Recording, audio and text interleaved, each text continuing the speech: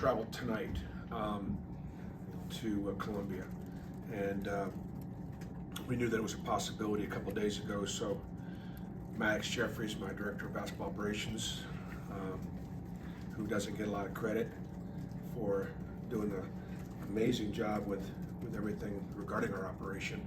One of the things he has is travel, and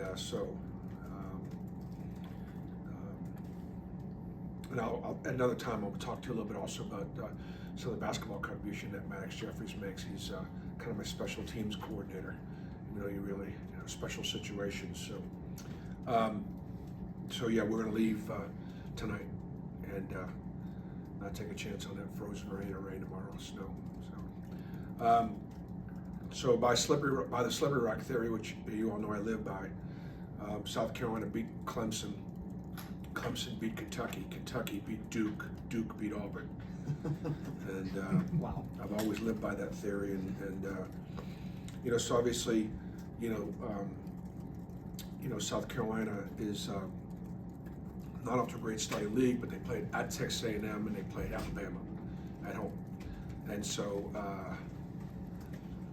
Texas A&M went on the road and they beat Oklahoma last night, and I think Alabama, Texas A&M, you'd look at those two teams and say probably going to be in the top 5 of our league, and so it's hard to get a gauge. So the gauge is that slippery rock theory. South Carolina, along with the other 15 teams in the league, started conference play with 10 or more wins. I don't think it's ever happened in any conference where every single school started conference play with double-digit wins. Murray Bowles is a pro. Lamont Paris does a great job. Obviously, he was Coach of the Year last year in our league. Nick Pringle transferred there from Alabama, and so the combination of Bowles and Pringle gives them a real formidable front line.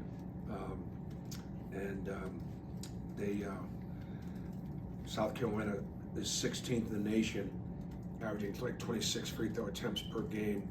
They go to the line a lot. They drive it into contact a lot, and so we're going to have to do a good job of defending without fouling. All right, questions? Nathan and then Verd and then Davis.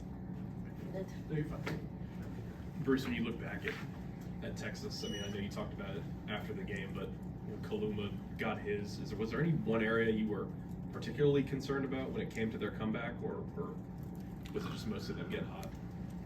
But we had a couple of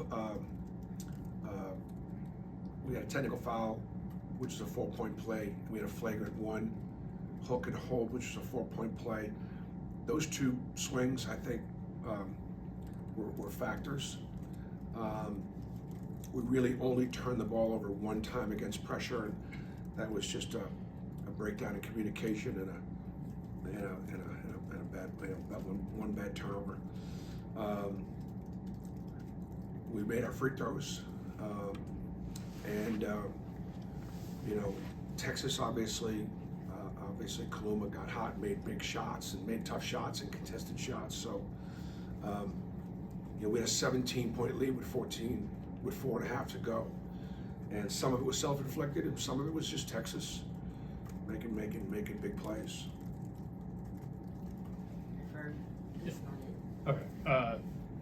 Bruce, going off of how it's hard to get a gauge on South Carolina is part of, is a good example of that, how Murray Boyles has gotten off to such a slow start scoring in SEC play, but what he's capable of.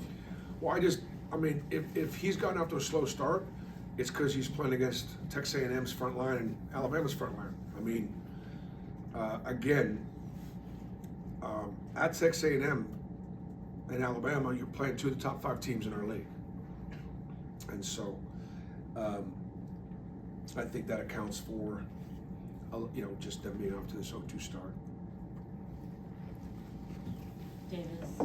Bruce, I know sometimes it takes some time when you reach a big accomplishment for it to settle in. Now that you've had another 24 hours to let it marinate, just what does it mean to be the winningest coach in Auburn basketball history?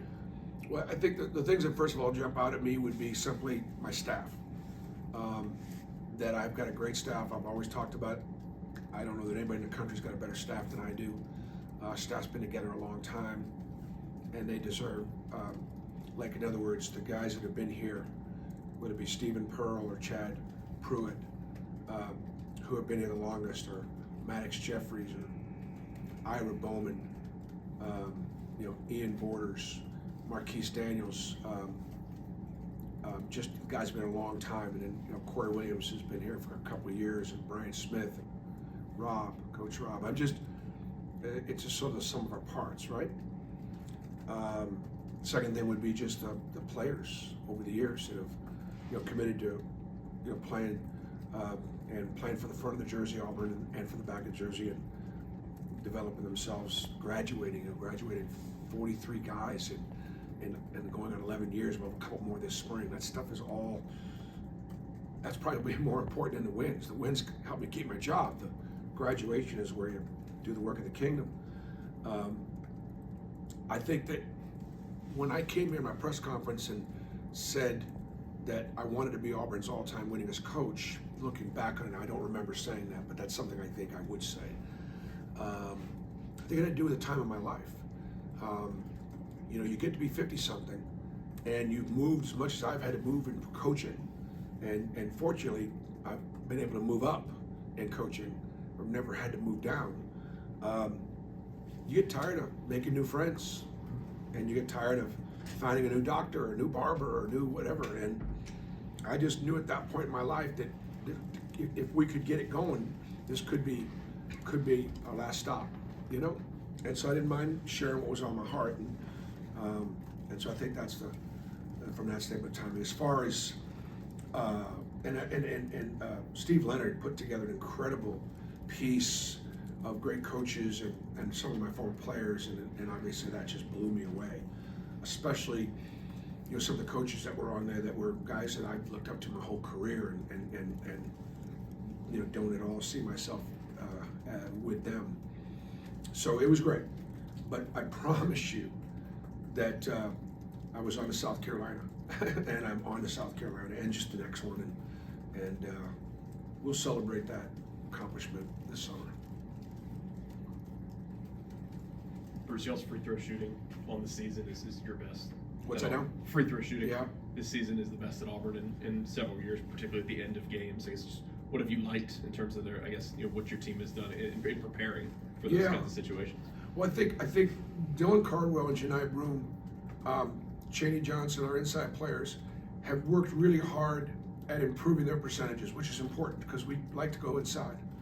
And then the guards, all of our guards on our team are outstanding free throw shooters. Now they've worked hard also, but our frontline guys have worked hard to the point where they're not going hack-a-shacking us and thinking that that's the way to stop us, and that's really important.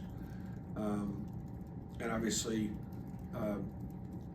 those games, they're win or lose plays, and drive for show and putt for dough. Peter, then Brian, and then Ferg. You guys have given up a couple of late runs in some games. I guess Texas ended up, becoming pretty close there at the end. Is there anything, specifically that you want to see differently in the back half of those games, and just where you want to see them improve right there? Well, I'd say the late run against Texas was against our starters. That'd be a concern. Some of the late runs prior to that, I think, and you correct me if I'm wrong, were against the bench. So I don't think there's a connection. It's a 40-minute game. That's the connection. It's a 40-minute game, and teams aren't going anywhere. And to your point, though, I think that I would say that what we've done offensively in a couple of those games where we may have relaxed a little bit because of the lead and thrown some passes and done some things where we should have just finished basic plays and did not, and then all of a sudden the margin shrunk. I don't think in this case we did anything offensively that would have put us in a position where we allowed Texas A&M back into the game. I would say that our drop back defense in the last 4 minutes left a lot to be desired. Our transition defense, and they made tough shots. Bruce, you mentioned that South Carolina likes to drive and draw fouls and gets fouled a lot. Is that similar to what Missouri did to you guys? And how did you like how you handled that against them? I thought our guards did a pretty good job with Missouri's guards. I think the other thing too, though, that against South Carolina, they'll do with their posts too, like Murray Bowles and Pringle will look to attack our 5, 4s, and 5s, and just throw themselves into contact. And so, like Missouri, our guards had to really do a good job of guarding without fouling. Our bigs are going to have to do the same, and we'll show them on film how they initiate contact and how we can avoid, to the best of our ability, the whistle blowing when they initiate all the contact and we're allowed our guarding space, our legal space. Bruce, late in that game, you put Tahad in. He dribbles some time off the clock, hits clutch free throws. He did kind of the same thing against Houston when y'all won a close game on the road. What does it say about him as a freshman on a team with so much experience that you trust him to finish it off for you? Well, we do, and he has a speed and quickness to get open, and then be in a position to get fouled, and that is important that we have that confidence in him late in the game, and he even though, let's just say he hadn't played the last 3 or 4 minutes, and all of a sudden it's 30 seconds and it's a half a minute left, and boom, you're putting him in there cold.